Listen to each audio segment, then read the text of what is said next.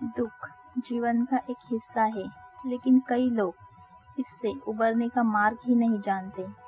हर समय उदास रहने वाले लोग अक्सर अपनी समस्याओं में इतना उलझ जाते हैं कि दुख के अलावा कुछ भी नजर ही नहीं आता। ये कहानी उन लोगों के लिए है जो हमेशा उदासी और निराशा में डूबे रहते हैं। एक छोटे से गांव में एक लड़का रहता था। वो लड़का हर समय उदास और निराश रहता था। उसे लगता था उसके जीवन में कुछ भी अच्छा नहीं हो रहा है। चाहे मौसम कितना भी अच्छा हो, चाहे लोग कितने भी खुश हो, वो लड़का अपने मन में कोई ना कोई परेशानी ढूंढ ही लेता था। उसका चेहरा हमेशा भारी और उसके शब्द बहुत उदासी भरे रहते थे। गांव के लोग उसे समझाने की कोशिश करते, लेकिन उसका जवाब हमेशा एक ही होता, मेरे जीवन में कोई खुशी ही नहीं है। उस लड़के का परिवार भी उसके उदासी से परेशान था।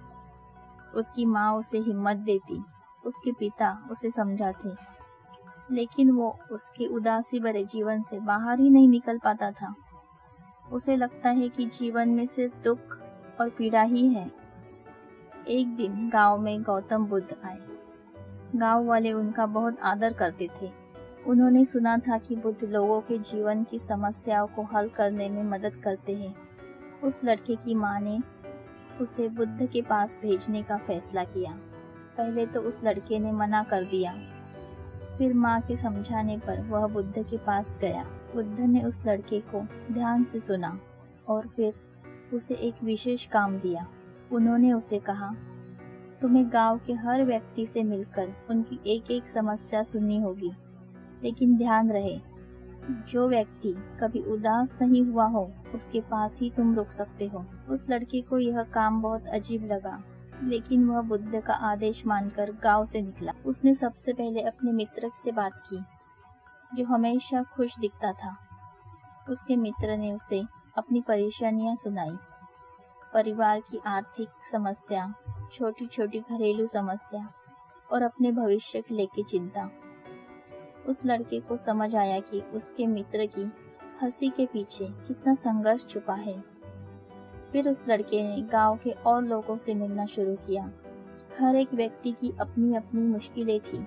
किसी का स्वास्थ्य खराब, कोई आर्थिक समस्याओं से परेशान, तो किसी के परिवार में झगड़ा।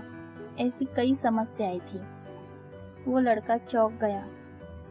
खुश दिखने वाले लोग अंदर से कितने उदास हो सकते हैं। जैसे दिन बीतते गए, उस लड़के को समझ आने लगा कि किसी के जीवन में परेशानियां होती हैं। फर्क बस इतना है, कुछ लोग अपनी दुखों के बावजूद जीवन में खुश रहना चुनते हैं। उसे समझ आया, जीवन में दुख और खुशियां दोनों का अस्तित्व है, लेकिन ये हमारे ऊपर निर्भर करता है कि हम किसे महत्व दें। आखिरकार लड़का बुद्ध के पास वापस आ गया। मैंने सीखा कि हर किसी को जीवन में दुख और समस्याएं हैं, लेकिन कुछ लोग उन्हें लेकर नहीं बैठे हैं, वो आगे बढ़े। बुद्ध मुस्कुराते हुए बोले, यही जीवन का सत्य है। दुख और तकलीफें जीवन का एक हिस्सा है। तुम जितना दुख पर ध्यान दोगे वह उतना ही बढ़ेगा, लेकिन अगर तुम आसपास की छोटी छोटी खुशियों पर ध्यान दोगे तो जीवन में संतुलन और शांति पाओगे। उस लड़के ने बुद्ध की बात मानकर अपने जीवन को एक नए दृष्टिकोण से देखना शुरू किया।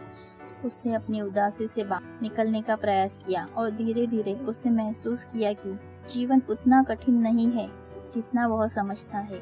उसे केवल अपना नजरिया बदलने की आवश्यकता थी। जीवन में हर व्यक्ति के पास अपनी समस्याएं और कठिनाइयां होती है, लेकिन हम पर निर्भर करता है हम उन्हें कैसे संभालें।